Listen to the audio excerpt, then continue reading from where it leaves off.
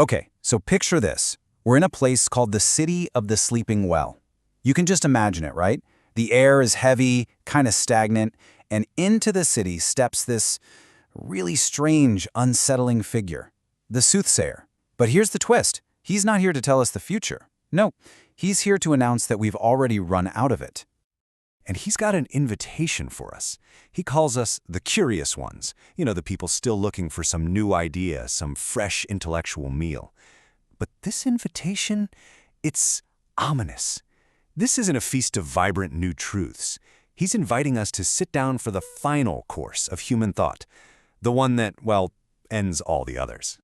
So, okay, we take our seats, and the first course is served. It's called the Ash of What For. And let me tell you, this is no appetizer. It's not here to get you excited for what's next. This is the answer to all of life's biggest questions, and it's an answer that's basically designed to suck all the flavor out of existence itself. I mean, think about it. These are the questions that have powered everything. All of human history, art, philosophy, you name it. Why do we even bother? What is the point of all our passion, our ambition, our sacrifice? The Soothsayer takes these core questions and treats them not like mysteries we need to explore, but like symptoms of a disease that he's here to cure. And here it is. Here's his cure. It's blunt, it's brutal. The reason there are no good answers to what for is because, according to him, the world itself is just meaningless. All of our efforts, all the spices and ingredients we try to add to life, it's totally pointless, because the soup we're starting with, reality itself, is and always will be a tasteless broth. So this is a really crucial point. For the Soothsayer, courage gets a complete rebrand. We usually think of courage as, climbing the mountain, right? Overcoming the big obstacle. But he just says, no, that's a fool's errand. For him, real courage is the much, much harder task of just admitting that the mountain you were planning to conquer isn't even there. It's a mirage. And just like that, the second course arrives. This one reveals the process, the actual journey the Soothsayer wants us to take. But it's not a path of growth or enlightenment, not at all.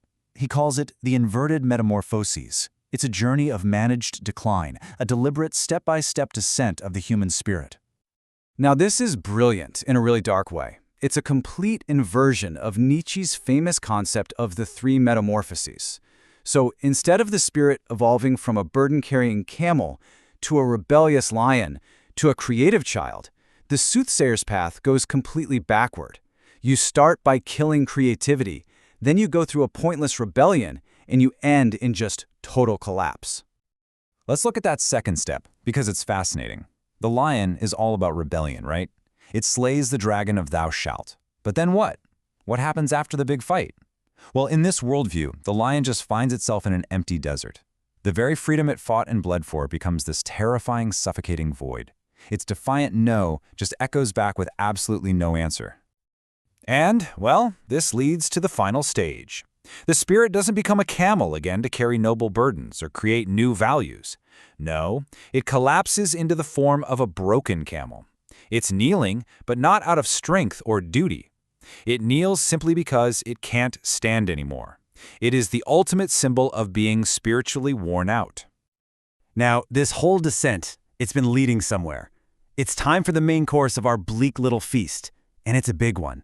It introduces the final form of humanity in this philosophy, the age of the last man.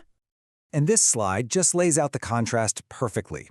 On one side, you've got Nietzsche's Overman, the creator, embracing struggle, driven by the will to power. And on the other side, the Soothsayer's last man. His defining feature, I love this, the will to nap.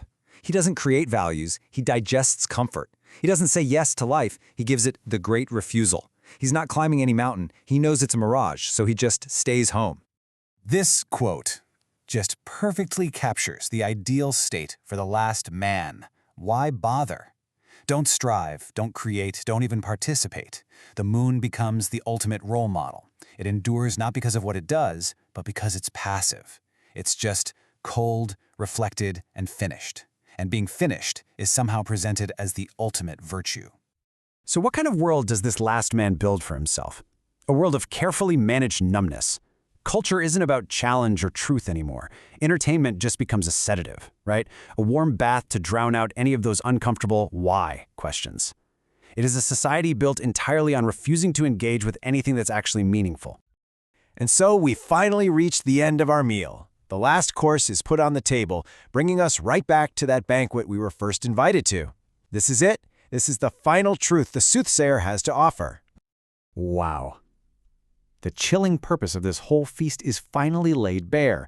See, a normal banquet is supposed to satisfy your hunger. This banquet is designed to eliminate it. The entire goal is to get you to a state where you don't even crave meaning or purpose anymore, because you finally accepted that nothing is even worth the effort of chewing. So this is the first part of the big reveal. After all those courses, all that philosophy, you look down at your plate, and this is what you see. Absolutely nothing. The table is empty. You look up, maybe trying to find the chef, trying to find an explanation from the one who served you this meal. But the Soothsayer, the host of this feast of emptiness, he's as insubstantial as the ideas he's been serving. He's a ghost. And there it is, the final, devastating punchline to this whole philosophy. That deep, driving human need we all feel for purpose, for meaning, for something more, it was never real. It was a phantom pain, an illusion that, in his view, we are much, much better off without. So the Soothsayer leaves us with this, his final blessing to the void. It's not a call to action. It's a lullaby for the end of everything. And it's a profoundly unsettling question to just sit with. If the struggle is meaningless and the rewards are all an illusion, then what really is the point of ever opening our eyes?